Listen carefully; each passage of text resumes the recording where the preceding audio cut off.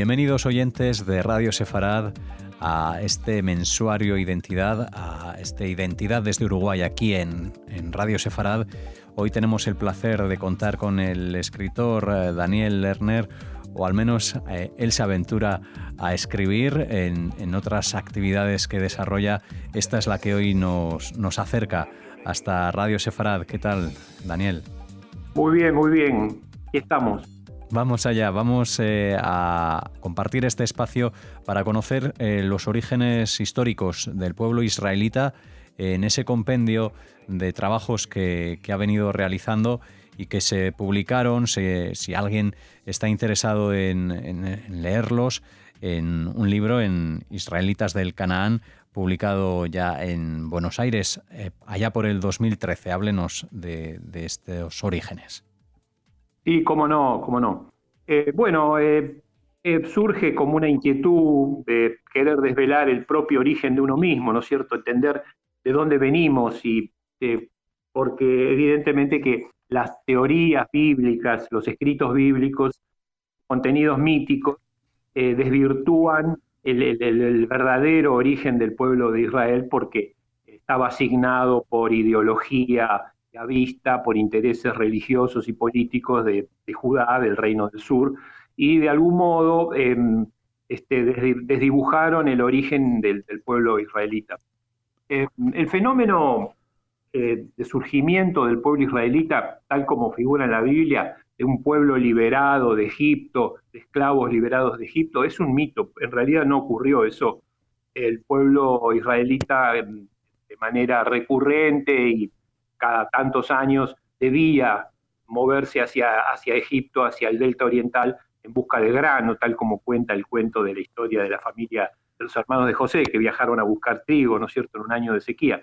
La sequía es recurrente en todo el Mediterráneo cada tantos años, y el rinde de las tierras paniegas en Canaán, en lo que es Israel actual, siempre fue muy bajo en relación al altísimo rinde de las tierras cultivadas de Egipto. O sea que Egipto era el granero y al mismo tiempo era como la Nueva York de esa época, donde iban todos los que querían tener una posibilidad económica, ¿no es cierto? Toda la población que expulsaba a Canaán porque era una zona básicamente pobre, expulsora de población, y lo sigue siendo, como lo sigue siendo Siria en este momento, porque hoy podríamos hablar de un gran Canaán que en realidad se extendía desde el sur de Turquía hasta las costas de Egipto, donde se hablaba una lengua común muy parecida al hebreo, desde Ugarit, desde la ciudad de Ugarit hasta la ciudad de Gaza, y donde, claro, estamos hablando antes de la conquista musulmana, ¿no es cierto?, que impuso el árabe como idioma. De manera que todos esos mitos bíblicos son ecos de antiguos fenómenos, pero no cuentan la verdadera historia. El pueblo israelita, básicamente la parte del pueblo, de un pueblo dimórfico, ¿no es cierto?, formado por dos grupos sociales, el grupo afincado en las ciudades, dedicado a la agricultura, y el grupo nómada, dedicado al pastoreo de las zonas no productivas, que digamos que del sur de Beersheba al sur ya son zonas que no son agrícolas, ¿no es cierto?, y para lo único que sirven es para el pastoreo. Siempre utilizó el delta oriental del Nilo como el último recurso para salvar sus majadas, ¿no es cierto?, y habitualmente era en invierno cuando se hacía la travesía, que duraba aproximadamente 30 días, según cuento yo en mi libro y analizo. Y claro, llegaban al delta y se encontraban con los pastos ya sazonados después de una inundación que fertilizaba las tierras y llenaba eso de abundante forraje, ¿no es cierto? Pasaban 4 meses pastoreando, y cuando ya llegaba nuevamente el verano, que por lo general, supongo yo, es una suposición mía, no regresaban, porque regresar en verano por el norte de Sinaí es tarea improba, ¿no es cierto? Generalmente yo supongo que vendían las majadas, porque se trataba de años de sequía. Vendían las majadas porque de regresar a Israel, a Canaán, se encontrarían seguramente con sequía, porque si no crece el trigo, tampoco crecen las dehesas, ¿no es cierto?, crece el pasto. De manera que vendían la majada y se venían con grano, venían con sus recuas de mulas cargadas de grano, que llegaba justo para la época del otoño, que es la época de la cosecha, y fin del verano, que es la época de la cosecha en Israel, donde no había cosecha, y bueno, por supuesto que tenían compradores a raudales para ese grano. Uh-huh. Así que el tema de Egipto y de la esclavitud es nada más que un mito. En realidad el pueblo hebreo no fue liberado por Moisés, supongo yo, que es Moisés puede haber sido un príncipe, pero que favoreció a los hebreos, pero no liberado porque en realidad con la nueva dinastía, la dinastía número 18 y el nuevo reino de Egipto, se procedió a expulsar a los hicsos, a todos los pueblos venidos de Medio Oriente, entre los cuales estaba el colectivo hebreo. Y o sea, que no fueron liberados, fueron expulsados, como fueron expulsados luego de muchos otros lugares del mundo, ¿no es cierto?, en la historia judía. Así que, bueno, esa sería la primera etapa, no pretender que el pueblo hebreo viene de un pueblo de esclavos liberados de Egipto. Posiblemente una élite haya sido expulsada, ¿no es cierto?, la élite gobernante, Ixa, que incluiría gente como recuerda la Biblia, a José, que fue gran dignatario del faraón, administrador, etcétera. Pero también son personajes paradigmáticos que muestran modelos de cosas que existieron, pero ecos nomás del pasado.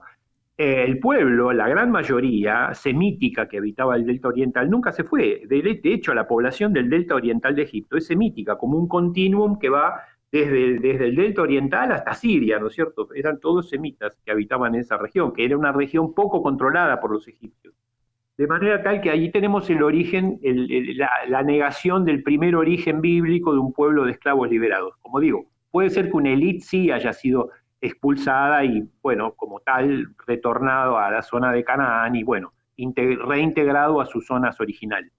Después tenemos el fenómeno dimórfico de una sociedad, como les decía, de agricultores y ganaderos, propio de Medio Oriente, donde hay zonas de pastoreo transhumante, que se repiten año tras año, circuitos transhumantes, tal como yo explico en el libro, y zonas agrícolas, que básicamente eran las zonas costeras, ¿no es cierto? El gran valle de Jezreel, que era el granero, el granero de Canaán, ¿no es cierto?, administrado por los egipcios, que ellos dominaron 300 años, desde el 1500 hasta el 1200, fue provincia egipcia Canaán, por la cultura.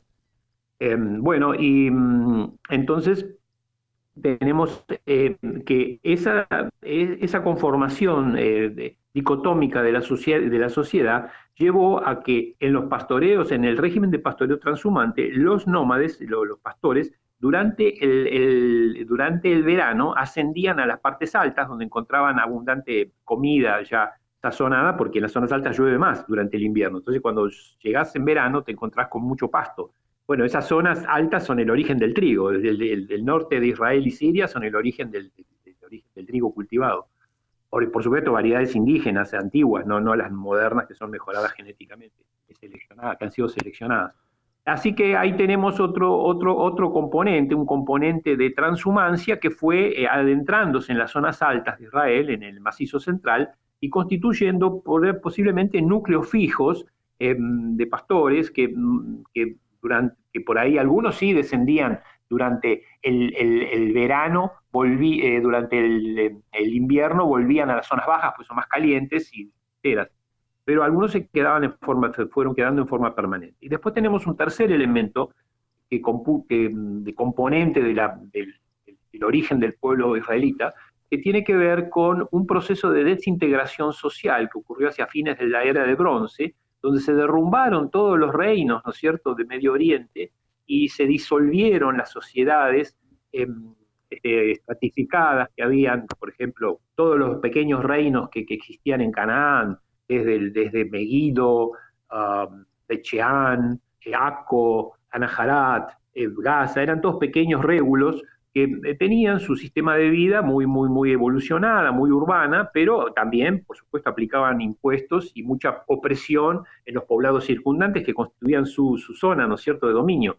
Y entonces, ante situaciones recurrentes de clima pobre y de sequía y digamos, falta de producción, los impuestos eran muy pesados. Entonces la gente se acumulaba deudas y terminaba huyendo de las deudas. ¿Y a dónde iban? ¿Y a dónde se refugiaban? Y en las zonas altas. ¿Por qué? ¿Y por qué en las zonas altas? Porque las zonas altas, montanas, no permiten el ingreso de los carros de guerra. O sea, y los egipcios no eran jinetes como los asirios que cabalgaban arriba de caballos. Uh-huh. Ellos se iban con sus carros, y los carros no podían subir a las zonas altas, entonces podían perseguir a los evasores. De manera que se fue estableciendo, se fue, digamos, purgando la sociedad urbana, fue eliminando sus componentes de de deudores y de gente resentida socialmente que se fue a vivir a las zonas altas y se fueron conformando nuevos centros de poder en las zonas altas. Tal es así que hacía que en las cartas de Tel el Amarna, descubiertas en Egipto, que datan más o menos del siglo XIV a.C., se describe, digamos, la política de un tal Labayú, que era el régulo de Shem en Nablus, ¿no es cierto?, la actual Nablus, antigua Shem, y que incursionaba desde las partes altas en los bordes del valle de Jezreel, o sea, el gran valle central de Israel, la zona paniega principal de Israel. Y bueno, y los reyes de los reyesuelos de esa zona se quejaban ante las autoridades egipcias en sus cartas, diciendo que este personaje estaba ocasionándole serios daños. Y luego continuó su hijo, ¿no es cierto?, haciendo lo mismo. 2 siglos después, ahí surge el reino de Israel. De manera que hay un continuum que empieza en el siglo XIV, XII, y llega al siglo X, que donde ya encontramos, digamos, definitivamente testimonios arqueológicos y escritos sobre la existencia de reyes, que se los puede correlacionar con los escritos bíblicos, por supuesto, con mucha cautela y haciendo muy buen análisis exegético de los textos, porque no es cuestión de interpretar el cuentito tal como lo cuenta la Biblia, sino de extraer, hacer pequeñas extrapolaciones que permiten entonces sacar conclusiones más históricas, verdaderas, porque el cuento bíblico de vuelta fue escrito al sur, fue escrito en Judá, 2 siglos después, cuando ya Israel no existía, cuando fue destruida por los asirios y deportada a su población, en base, por supuesto, a recuerdos y tradiciones heredadas del norte, también llegadas con gente que huyó, porque la zona sur de Israel, del reino de Israel, se despobló después de las invasiones asirias, porque muchos huyeron directamente a Israel, porque era una zona entre Israel y Judá que era de conflicto permanente, que la disputaban primero unos otros, y generalmente Israel dominó a Judá durante mucho tiempo, fue como un pequeño feudo sometido, ¿no es cierto?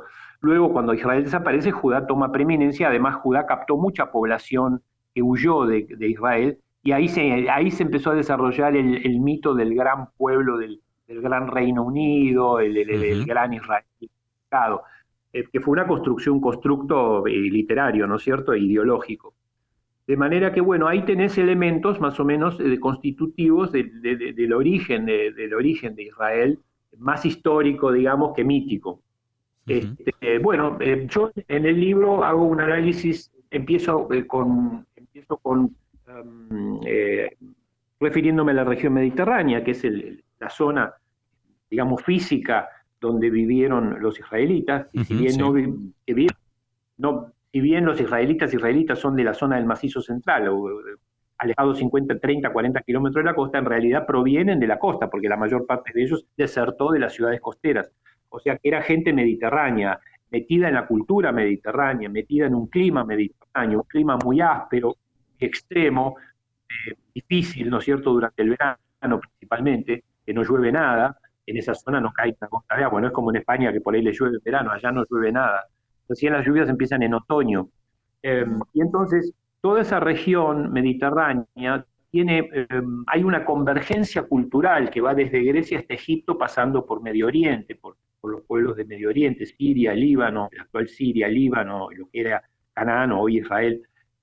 Había un idioma común, habían costumbres comunes, habían mitos comunes. Bueno, eso se lo analizo yo en la región mediterránea, donde el mar, una superficie de 1000 kilómetros de este a oeste y 500 de norte a sur, 500.000 kilómetros cuadrados, más que un impedimento, era una gran pista por donde se desplazaban las naves, principalmente las naves fenicias y las naves egipcias, las naves griegas, transportando mercancías, pero también transportando cultura, ideas, por ejemplo el alfabeto que llegó de Fenicia fue a Grecia, y bueno, y todas esas cosas. Luego, entre otros temas, yo me refiero a la evolución de la población de las zonas altas de Canaán, que bueno, ya te di algunos datos. Se habla de los apiru, que es una palabra bastante emparentada con hebreo, si uno analiza, digamos, las raíces de las palabras, que eran los egipcios se quejaban de los apiru, los reyesuelos cananeos se quejaban de los apiru, la bayu era un apiru para ellos, o sea, eran como mandatarios eran predadores, o sea, que era gente que los asaltaba, los robaba, que se incursionaba en sus tierras, por supuesto, porque la gente de las zonas altas, pobres, querían esa riqueza del valle también, querían apropiarse de tierras del valle paniego de Israel, que era, digamos, el objeto principal de dominio de los egipcios, con sus reyes vasallos. Después analizo yo cómo se van consolidando esos apiru hebreos en el Gran Canaán, que va desde Siria, como vuelvo a repetir, hasta el límite de Egipto, porque en las zonas altas de Siria y de Líbano quiero decir, en Siria y Líbano también hay una zona alta parecida al macizo central de Israel, incluso la triplica en superficie, donde también se generaron reinos nuevos, ¿no es cierto?, nuevos centros de poder, ya en la Edad de Hierro, o sea, al final, pasado ya el final del Bronce. Hay como un proceso histórico parecido que va desde el norte de Siria, desde el centro de Siria hasta Israel, donde surgen nuevos reinos como el reino israelita, el reino judaíta de Judea, los reinos amorreos que están en Siria, los edomitas al otro lado del Jordán, ¿no es cierto?, los moabitas.